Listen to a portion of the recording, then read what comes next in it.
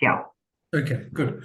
All right. So thanks, colleagues. And this is a kind of, yeah, it's great to be able to share some of these insights and thoughts. And I really look forward to getting your feedback.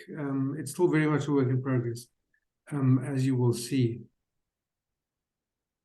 So I'm going to just say something about what the project is, I suppose. I'll share some of the information that I think we can see at the moment, and then for what it's worth, I've got some ideas which are very preliminary, but which I'm just going to mention and we can discuss, and you can shoot down in flames as you like. So, I mean, I came to this to the question of business models of local media from, in a sense, from two sides. On the one side, there's this ongoing discussion in South Africa and elsewhere about sustainability for local and community media. I mean, the MDDA, bless their souls, kind of commissioned a large report on defining a sustainability model, which I've looked at in draft form. I mean, that's another whole discussion. We've talked about it before. And I mean, I'll say this, I'll come back to this later, but I think the whole way in which we're thinking about sustainability is a bit of a problem. At the same time, there's this very big debate internationally about what is really a business crisis in journalistic media. And that's exercised minds around the world and continues to do so on an ongoing basis, and it hits the big and the small. And it seemed to me that one of the things that I'm interested in is to understand how, how the big and the small, whether the problems are the same or different, or how they speak to each other. Because I think there's an easy assumption sometimes that says, well, because this is large titles are closing in big metropolitan, in small towns in America, therefore exactly the same applies in the global south, in a place like South Africa.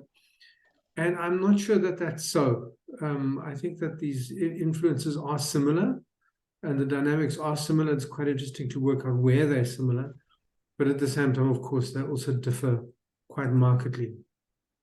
So together with a colleague from UJ, Sarah Chiumbu, we're busy with a project that Kate is also involved in, which we're calling Local Voices, which is not just looking at business models, but other aspects of local and community media, both print and broadcasting. So for this particular aspect of it, the question that I wanted to ask was, how are independent local media surviving to the extent that they are? I understand that it's a struggle. And, I know Anton's made a point in previous, meetings that it's important to kind of look forward. This is not that, although I think it gives us some sort of suggestions and pointers. This is a look at what the situation is at the moment with regard to local and community media. So that involves questions around business models and strategies, income sources, importantly, to the extent that we can understand what's going on with the move to digital. For me, what has emerged as quite important is the impact of the specific context. And I'll explain a bit more in a minute, and some of the pressures and issues that arise. So we did the survey, and I think a lot of AIP members participate, and thanks very much. We got 33 responses from community radio stations, 50 from AIP members, of a universe of about 200 in both cases. So that's not, I mean, I would have liked to have had more, but it's okay. I will say that, some of the responses were only partial. People left out a lot of stuff. I mean, and then some questions were misunderstood. That's on me. I should have designed better. So, the information is kind of, I mean, it's interesting. I think it's interesting, but one needs to treat it with some caution. Then I visited 6 publishers and 6 radio stations. and I was concerned to spread across the different categories of media, across both radio and print, but then also situated in the different contexts of metro, urban, which is sort of larger towns, and then more in smaller towns and rural areas, as well as special interest media, community of interest media, if you like. Then I was given some access to actual financial data. I must admit that I haven't yet had a chance to look at it. It's going to be quite a job because the formats are so different and categories are different, and yeah, so that's still to come, and I will have to see, you know, what it tells us, if anything. So what I'm going to tell you is very preliminary. It's very early. There's, you know, the numbers are not very solid, I don't think. In some respects, in some areas, they are more solid than others, but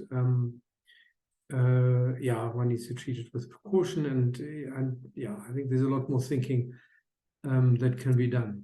So, some basic information. One of the first things that struck me was how young also print publishing is in terms of the AIP members that responded.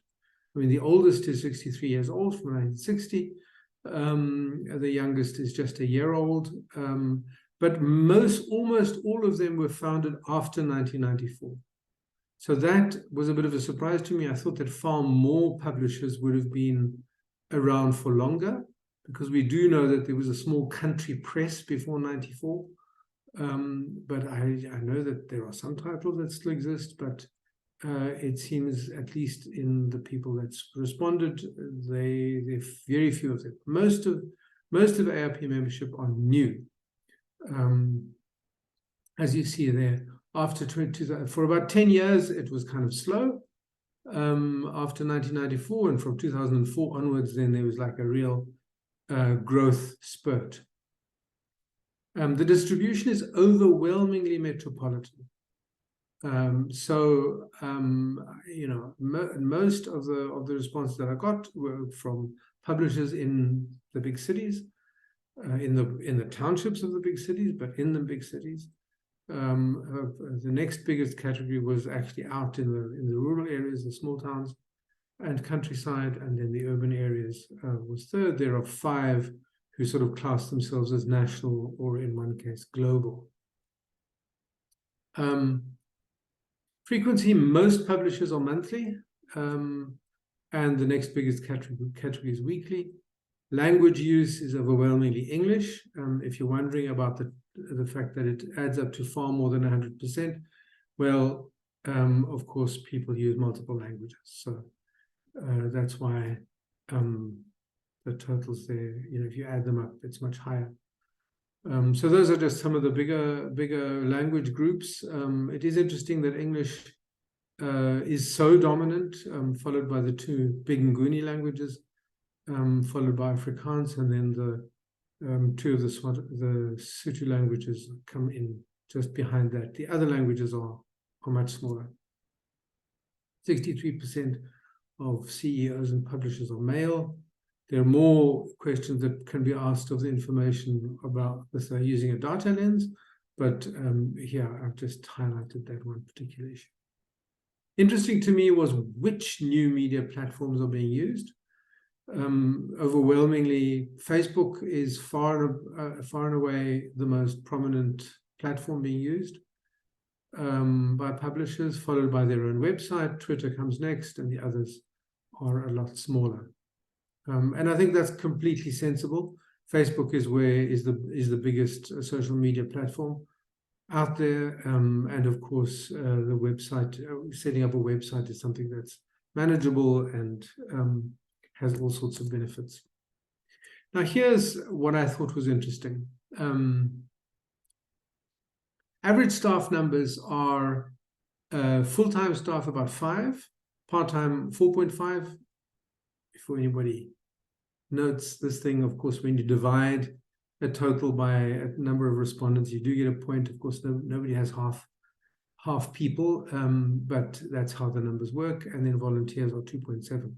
Now, there's quite a significant difference with community radio. There, the average staffing size is 34, which is huge, actually. Of course, some of that is dictated, I think, by technical requirements. If you're running a 24-hour radio station, which most of them are, then you have to have people for certain times of the day. But nevertheless, that's a significant difference. And I think part of the reason for that difference is also because community radio is differently as a themselves. Sorry. non-profit organizations, and they feel the kind of different pressures, I think, differently. Generally, pay is very low. I mean, I didn't specifically ask about it, but you'll see in a minute why I say that. And then, of course, it's, you know, the staffing becomes a kind of a, well, I mean, from a business point of view, a kind of a cushion in a way. You know, people sometimes don't get paid if there's no money. Go for some months without money, or get less, or delayed money, or so on. And this, yeah, so I think one of the things that really stands out for me is that this issue of volunteering, which is, I think, more prominent in community radio than in print, but really, well, firstly, it's much discussed in radio as an issue, and a lot of radio stations said to me they don't really want to have volunteers, they'd rather pay people fully. But I think what we need to understand that in the context of high unemployment, which is the context for many operations, both print and radio, there are pressures which simply means that there is always a couple of people at the door, mostly young people, young unemployed people, saying, let us come in, let us learn something, let us use our time productively, and we don't need to be paid. So it becomes a stepping stone for young people. It does lead to quick turnover because people sometimes then gain the skills, they move on, and then, you know, in many operations, people complain of a lack of professionalism, lack of skills, and so on. But at the same time, I think it's an opportunity that both print and radio could do more with, by making the argument to the CETOs, for instance, that you are training grounds of a particular kind. There have been some attempts to do that, but I think more could be done. I was struck by this quote from one of the station managers that I spoke to. Volunteering, it's an opportunity to be within the system, but later you'll come back and say, I cannot travel, I don't have money. The challenge is for you to also draw skilled people. Those go with money, and as a result, mostly the sector would draw from the unemployed youth. So I think the dynamics around staffing and skills and employment is something that is quite, it's both, it's a problem, but it's also a kind of opportunity which I think can do with a lot more discussion. Now, here's what I was really strongly struck by. And this is just publishers, this is not radio stations. 51%, just over half of all publishers have a turnover of under 250,000 Rand per annum. That's really not a lot of money. And it is extraordinary that you manage to publish, you know, regularly on that basis. And that's also one of the reasons why I say that pay levels are low. I mean, if average, you know, if average numbers of staff, let's just take the 5 full-time staff, I mean, do the maths. It's not a lot of money that people are earning from working for local and community media. I mean, I think if we looked at this more closely, you would find that people are earning probably under the minimum, you know, wage line, you know, for reasons which are obviously tied to the fact that these, you know, the operations are on the edge. Only 6 publishers, or the 43 who responded to this particular question, have a turnover above $1 million. Only 6. So most publishers really are on the edge in terms of finances. Most publishers have one person devoted to sales, and that's also, you know, quite an interesting number. What also struck me was that the sort of scale of operation maps to the socioeconomic circumstances.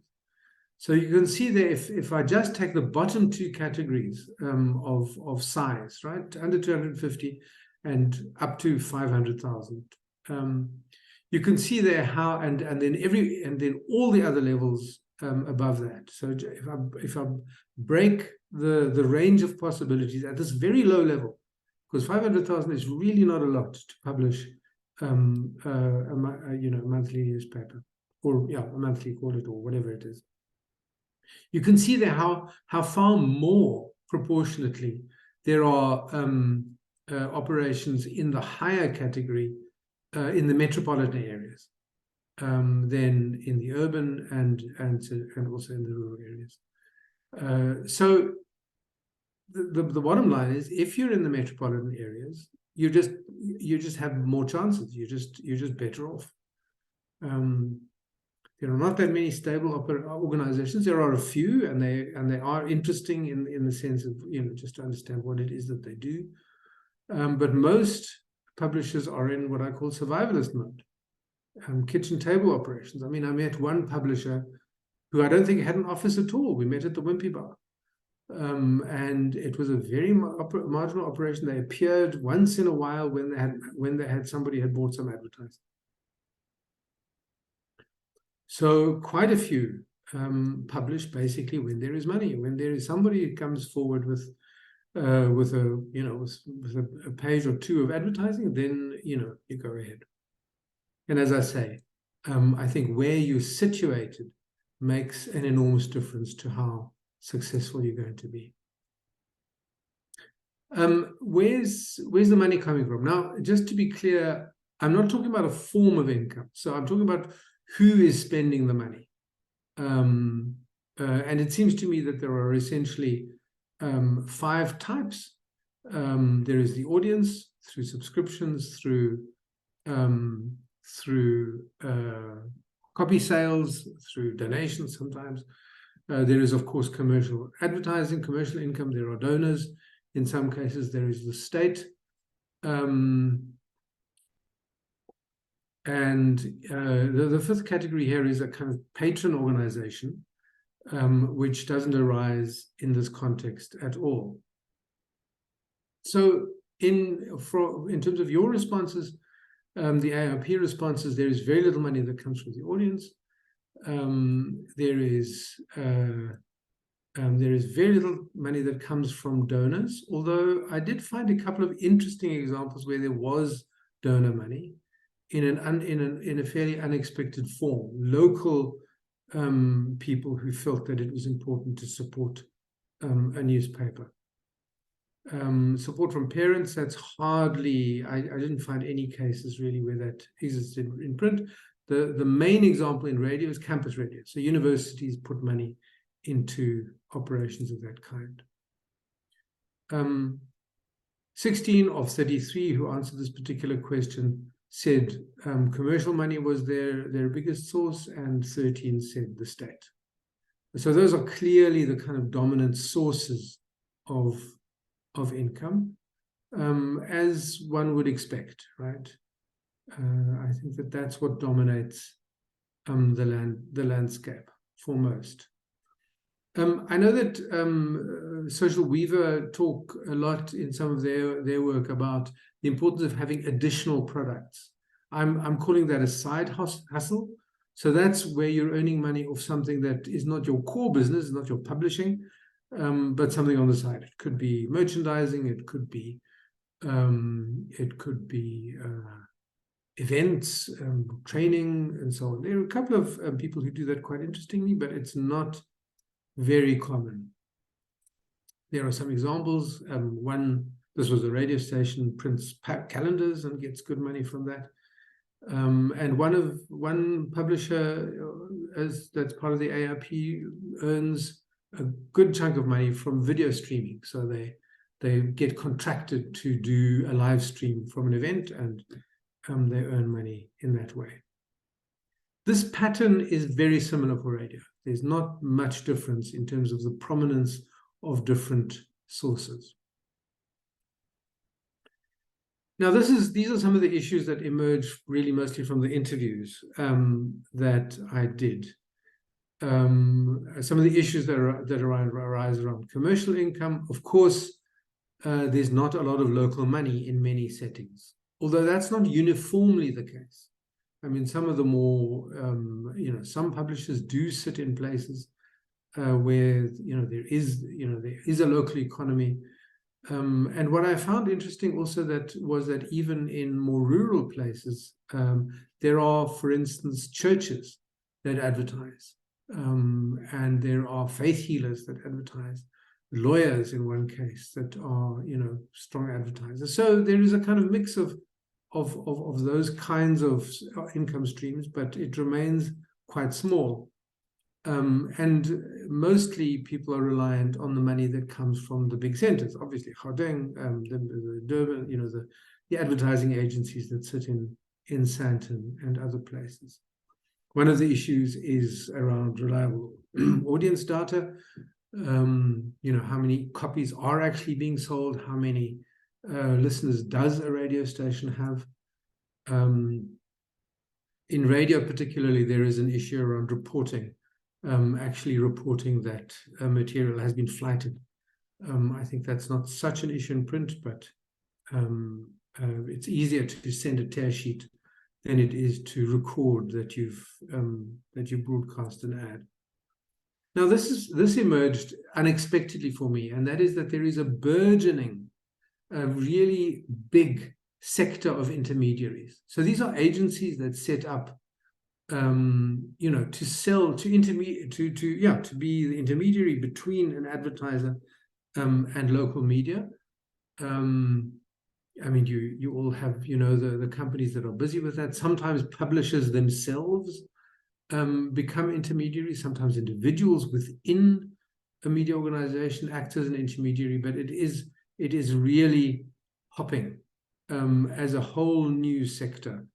That are trading basically off the fact that there are a lot of outlets out there that are reaching a lot of people, but it's difficult for advertisers to reach them because they're remote, and there are many of them. And there are real problems that arise. There are problems around commissions, problems around late payment, about dishonesty, corruption sometimes. It's a thing that I think AIP might want to think about a little bit more. State income, of course, comes in different forms. It's mostly the purchase of airtime, so it's in that sense not that different to commercial income. It comes from different players, different levels of the state, district councils, the parastatals, all sorts of people. Of course, there's the MDDA.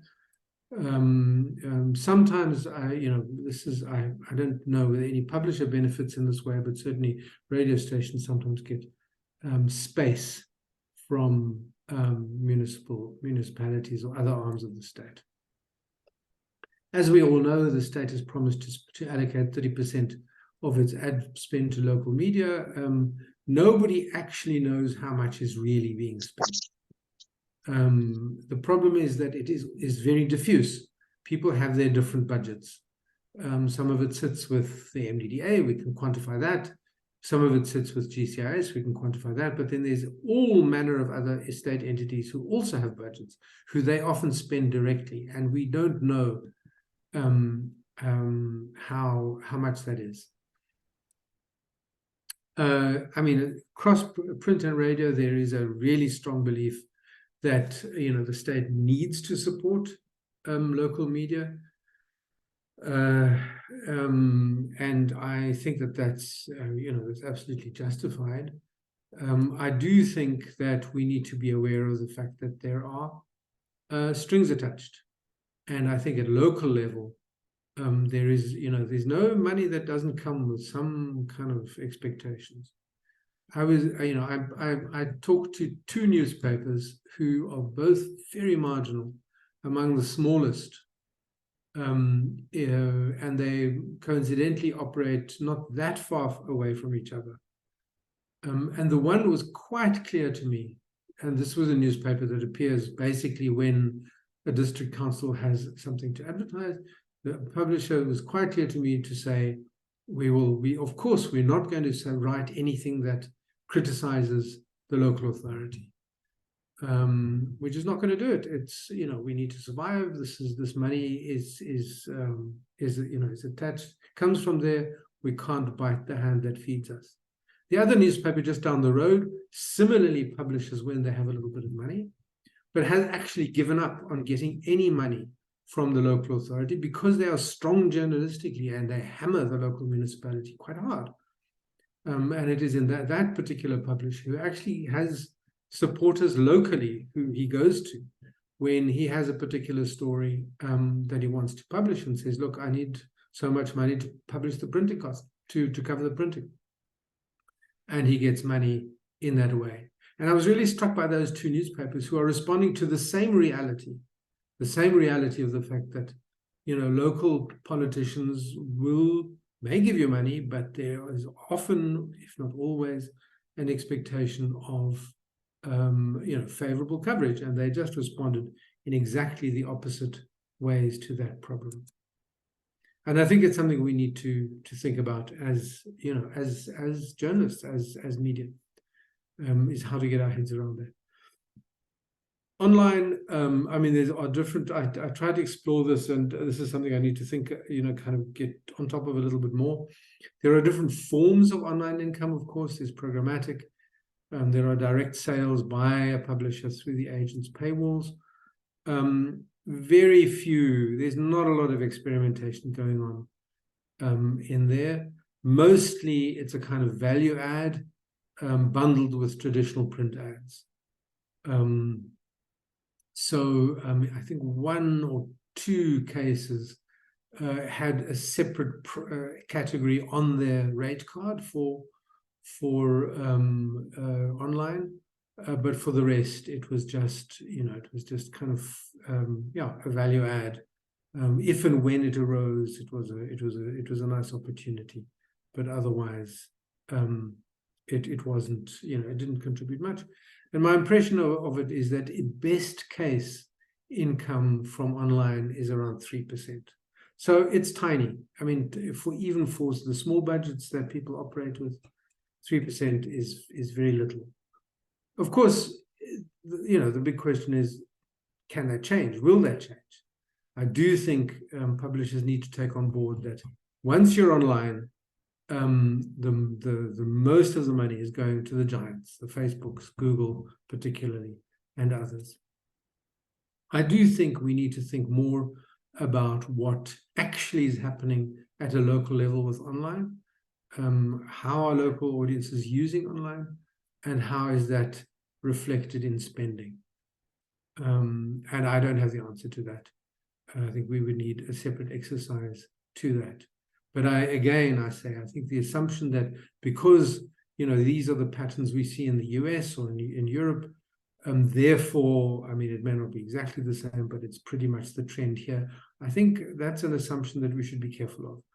I think the patterns may well be quite different and need different responses. So online is not delivering a great deal of money at the moment. I think we have to be honest with ourselves that there is often conflict. There have been cases of arson, murder. The picture there is from Karabo FM in Sasolburg.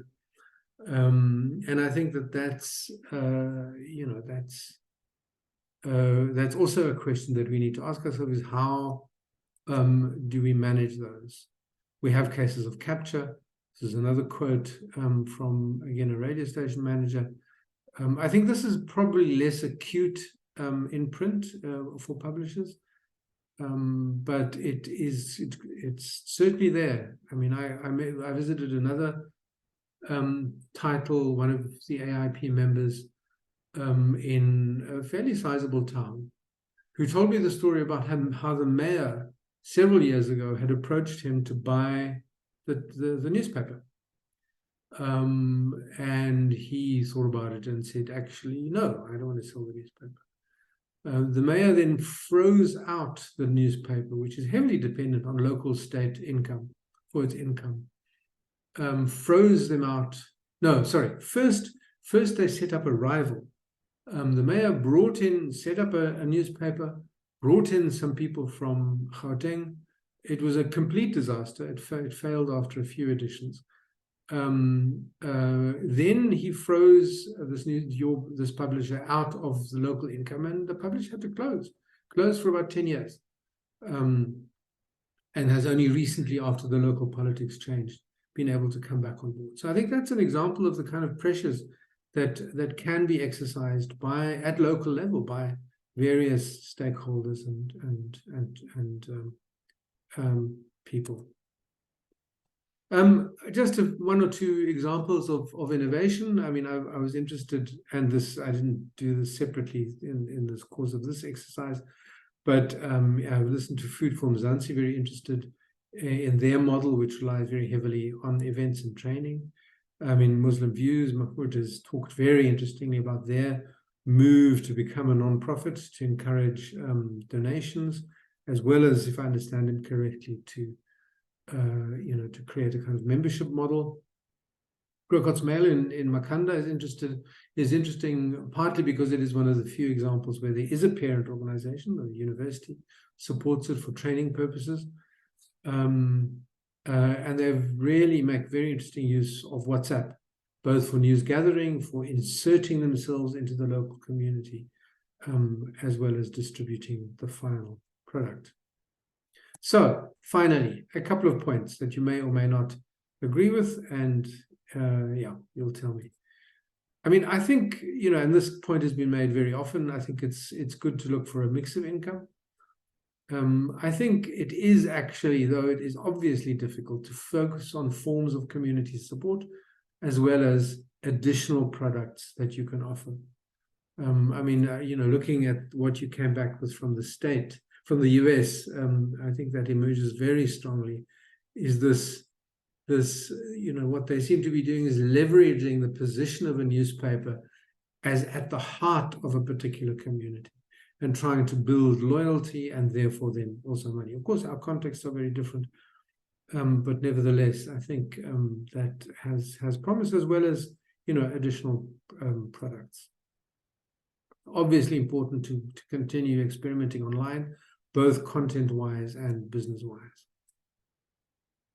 For AIP, I would be interested to see, what you make of the fact that so many of your publishers are really so close to the edge all the time. I mean, there are a couple of publishers who are sizable, established, they have premises, they have stable staff, stable kind of circulation, but really the overwhelming majority are really struggling. And there's a difference between the first and the second, and it may also affect how AIP sees its role. I certainly think that shared services have promise. I mean, there's been some discussion in this committee about printing presses. I'm really not sure that buying a printing press is your best form of shared service. But there are other things, entering into the advertising market on behalf of members, back-end services, software, there's, of course, training is already there.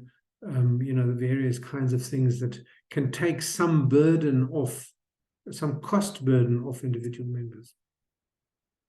I really think AIP and other local media need to pay some attention to these agencies, to these intermediaries. I mean, maybe there's room to create a kind of accreditation process, because there really are fly-by-nights out there that are ripping people off. Some framework for operating in this space.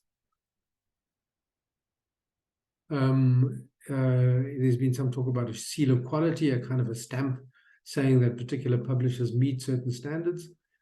You do have to think quite carefully about what, by the way, there's been some discussion about the Journalism Trust Initiative, which does that, I think.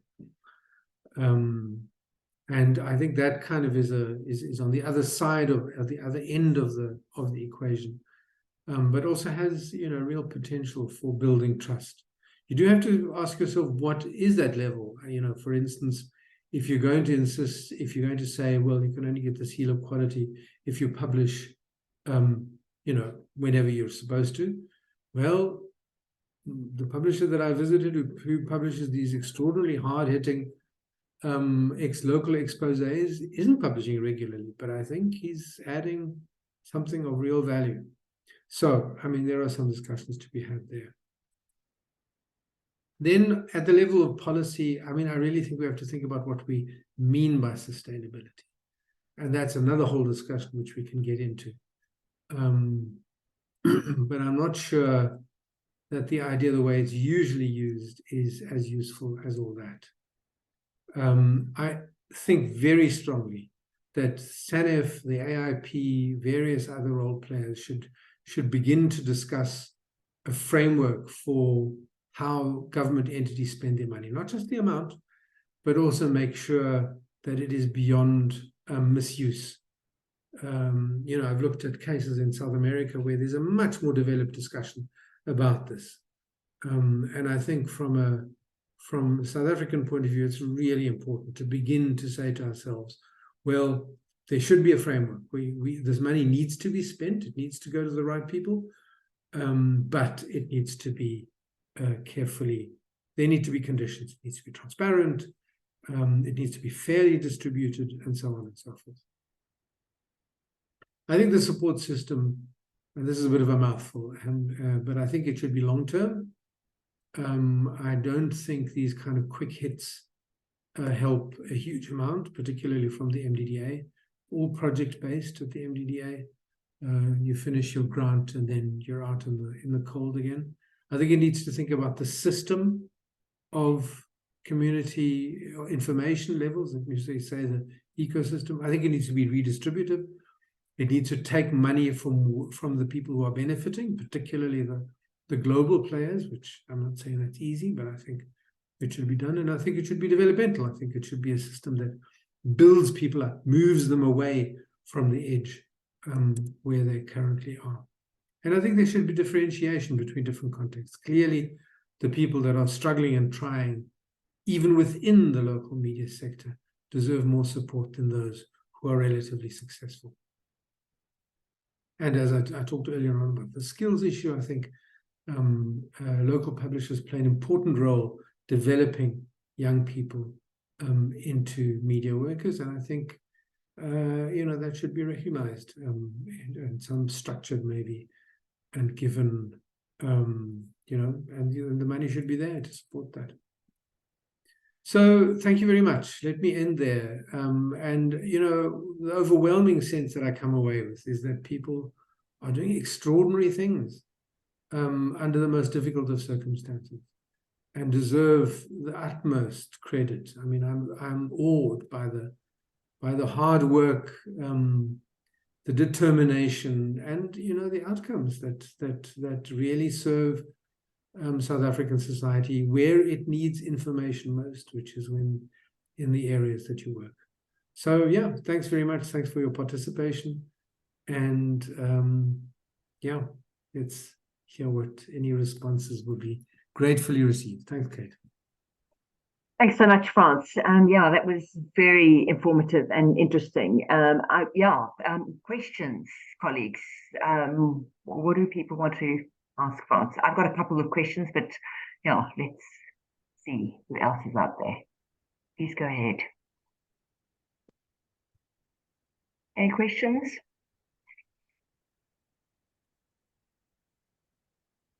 Yes, Adam, and then Mahmoud, and then yes.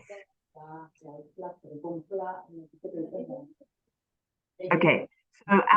So as we said, if we can go with Adam, Mahmoud, and then Mbali.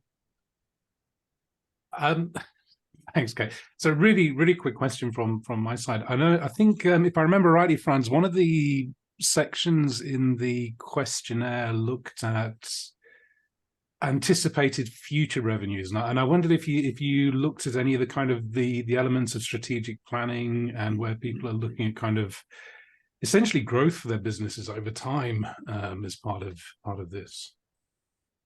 Yeah, thanks, Adam. I mean, I need to go back to that in more detail, but my impression was that most people saw the potential online in developing, kind of more online offerings.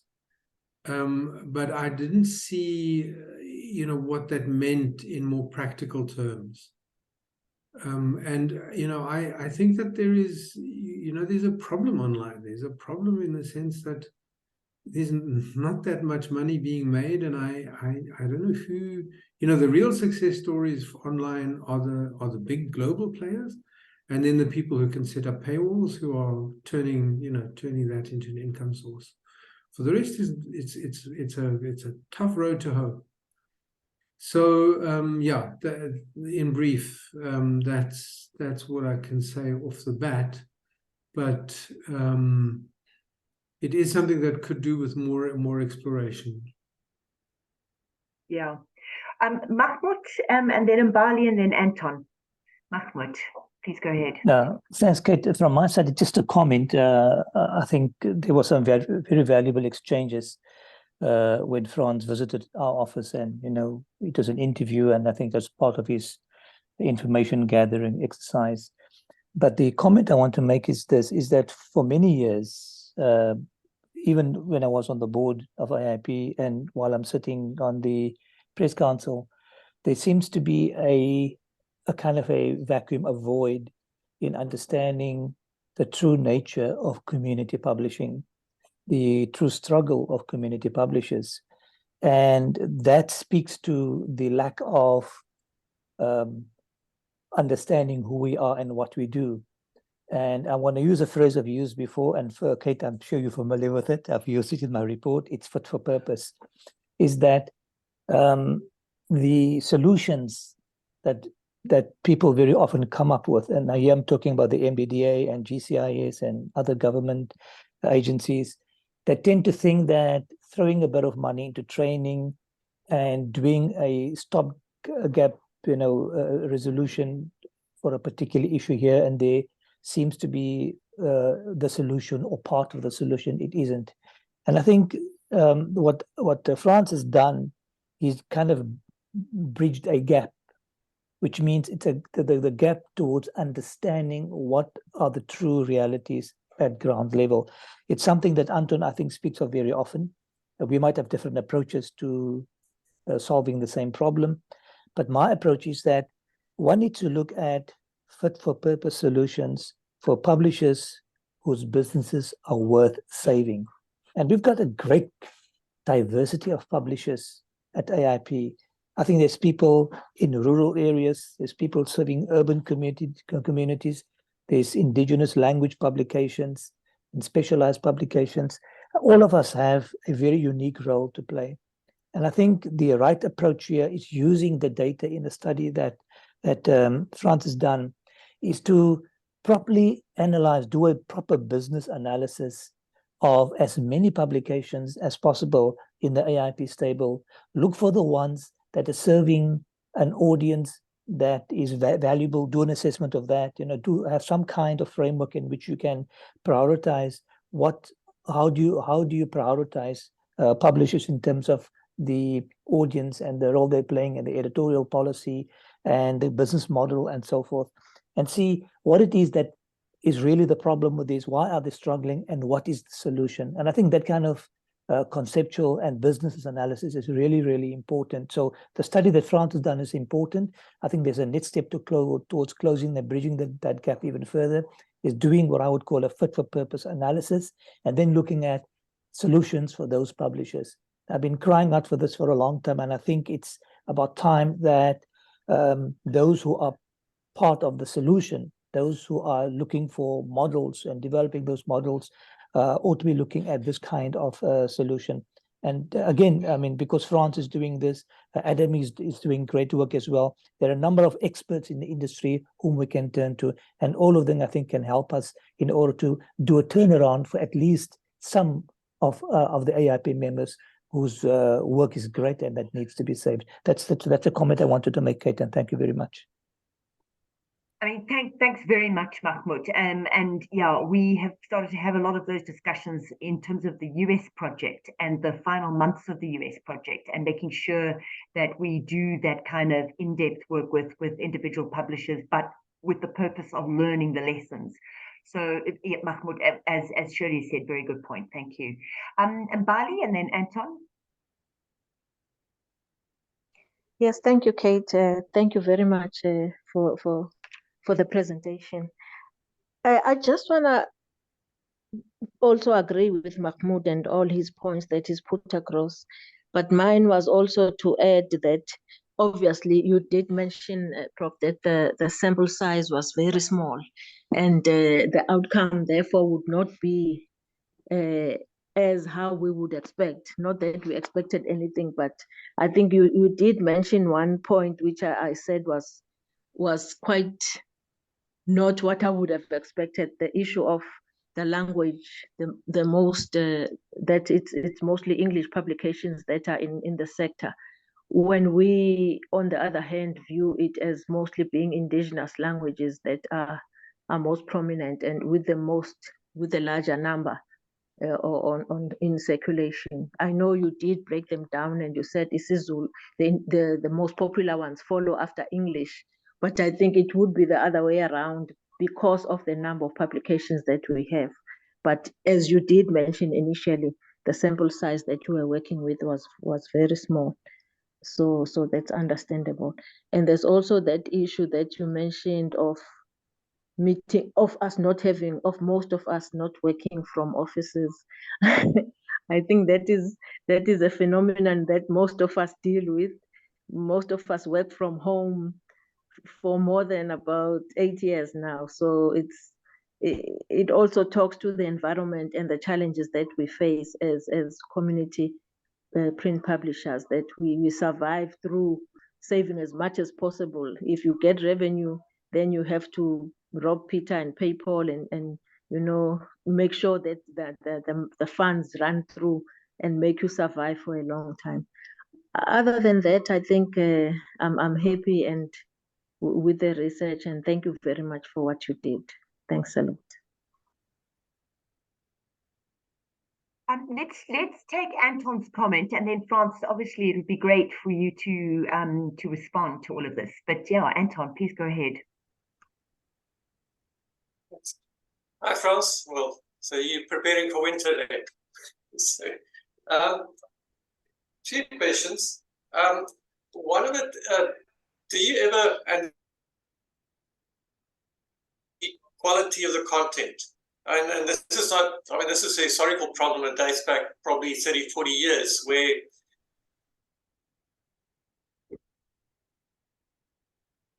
and we'll just frozen. The third one sort of space farming, where they just had. Oh, Anton, we're struggling to hear you. You've frozen. it's basically titles that were nothing more than just sort of value. And do you measure that as well? Sorry, Katie, you still hearing me? Yes, you're breaking up a bit, but we can pick up. Yeah, you're talking about quality of publications, etc. Yeah, please go ahead. Continue. For some reason, I've got a bad connection. It's normally not like that. Apologies. Okay, so the question is about, do you measure? Yeah. You're breaking up again, and I think have we lost Anton? It's almost like he's got load shedding on his side. Yeah. Franz, I mean, maybe do go ahead and comment on what we managed to get. Yeah. Yeah, so I mean, thanks for the comments, Mahmoud. I mean, I certainly think there's a lot more work to be done, and I mean, it is helpful to think about about success stories and learn from them and work out what particular members need. I think that's who's fit for purpose, as you say. I think is a good Yeah, I mean, I think that's a good suggestion. The issue of language, I mean, I mean, I think that a lot of people ticked English as well as various other languages, and I mean, maybe it's just a small portion of a publication. I mean, the sample wasn't that small. I mean, we're talking about a quarter of the, or, you know, around 200 publishers, 50 responses. Not, I mean, not all of those got used, but that's around a quarter, not too bad. But I think the answer perhaps is in overlap, you know, where publications maybe mainly in isiZulu, but occasionally do use English, and then have ticked, you know, that as one of the languages that they use, not the predominant language, but a language. And of course, that's always the default second language, isn't it? But yeah, I mean, one could look at that. Maybe, you know, maybe there's some problem there. In answer to Anton's point about content, I didn't look specifically at content. I mean, I would actually really like to do a proper kind of exercise around content. But clearly you know, the two newspapers that I refer to that are neighbors and are so very different show that content is often not great. You know, often content is you know, driven by whoever's paying for advertising space, or whoever, you know, it's very events focused, and that's an issue. I mean, Mahmoud used the term, you know, who's worth saving, who adds value to their audiences, something of that kind, and you know, that question has to be about quality. It has to be about content, about what you're actually doing. And I don't think we should take a kind of overly judgmental view. I mean, people, you know, exist in particular contexts and have to survive. But nevertheless, we do have to ask questions about what service is actually being provided. Yeah. Con, is your connection a bit better now? Do you want to ask your second question? I hope so. Yeah. Just a second one, I can maybe is sort of on another level as well. If you specifically, you mentioned the side hustles, which I think is becoming more obvious. But and obviously, at a certain stage, you're going to get so involved in trying to make money out of whether it's arranging concerts or running an online e-commerce store, that you're going to sort of pay more attention to that than actually the content that you're providing. So again, you know, what are we trying to save? Businesses, or are we trying to save journalism? Which I think is very relevant. But okay, the second question is on online, specifically revenue. Would it not be worthwhile to start collecting figures, specifically statistics, whether it's visits, whether it's video views, to be able to gauge whether that has become a viable form of income? Specifically, so when we've had this in the discussion in the past, where, and Mahmoud also sort of referred to that, where people don't seem to understand this sector very well. We are not doing cat videos. We are not going for the millions. Within what we can do and what we should be able to do in terms of what online is currently paying, is it viable? Well, I think the answer is quite obvious. It's not at the moment. But can it be sort of moved to a position where it may become viable? For instance, where currently you're lucky if you get 7 to 8 cents per view of a verified banner ad. You know, so I mean, that ratio is also quite low. But if you can take that up to a 20 or a 30 cents and saying, okay, listen, this is not the same as on just whatever website, sort of, or Facebook or Twitter or X. This is actually prime sort of value. It comes at a premium. Maybe you should rather spend 30 cents per view. Then obviously, if you've got figures, you can already say, okay, well, that will allow them to run a business. I was quite shocked when you mentioned the 250,000 per year turnover. because if that's turnover, for instance, if that publisher publishes monthly and has got a print cost of, let's say, 15,000, I mean, whatever's left there doesn't even give you 5,000 per month. So, I mean, this is really, I mean, yeah, you mentioned it. I don't know how a lot of the publishers survive. I mean, it's a labor of love. Anyway, that's from my side. Thanks, Ron. Yeah, I mean, thanks for those, Anton. You know, on the side hustles, I mean, I think you're absolutely right that these things can become, you know, absorb too much of one's attention. And then that becomes a problem in and of itself. I mean, I visited a radio station in Zambia some years back who were busy building a farm. And it just struck me as, you know, just absorbing far too much energy for the returns that were possible from growing maize and selling it on the open market. So, yeah, these things have to be balanced. I mean, what are you there for? Are you there? You know, you're hopefully there to contribute to some sort of journalism, to the communication ecosystem locally, to keep people in touch. That's what you're there for. If you get so involved in something on the side that you're not focusing on that, then really you're probably no longer in the media, in the business of publishing. The other thing that I've found about side hustles from, you know, experiences that I've had in various places is that, you know, for it to be valuable, it needs to be sustained. So it's got to be a revenue stream, right?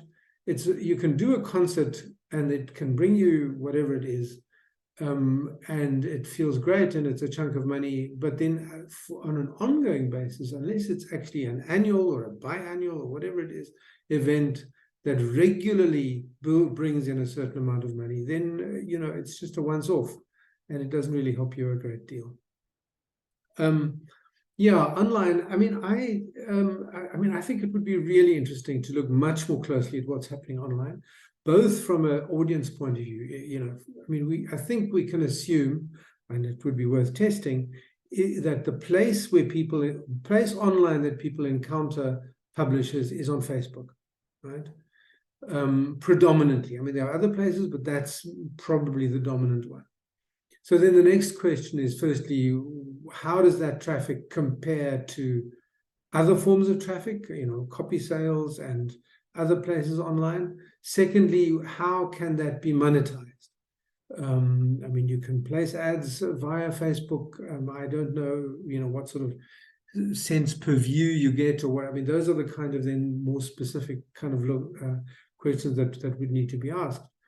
And are you getting bang for your buck? Because if people are, I mean, do you think people are increasingly looking to online, but is it search? So for instance, you know, to take Louis Trichardt as an example, you know, are local audiences going to Google to find the local restaurant? Probably yes, right? How does that affect the business? They're going to Facebook to connect with people? Are they reading news there? You know what I mean? What is the use of local audiences of these different platforms? How does it differ? And how does that then translate potentially into money? Just very quickly also, people had a lot of positive things to say about mother tongue media. I mean, I had a lot of comments saying that's a good initiative. We like working with these people. They're giving, there's some income coming in.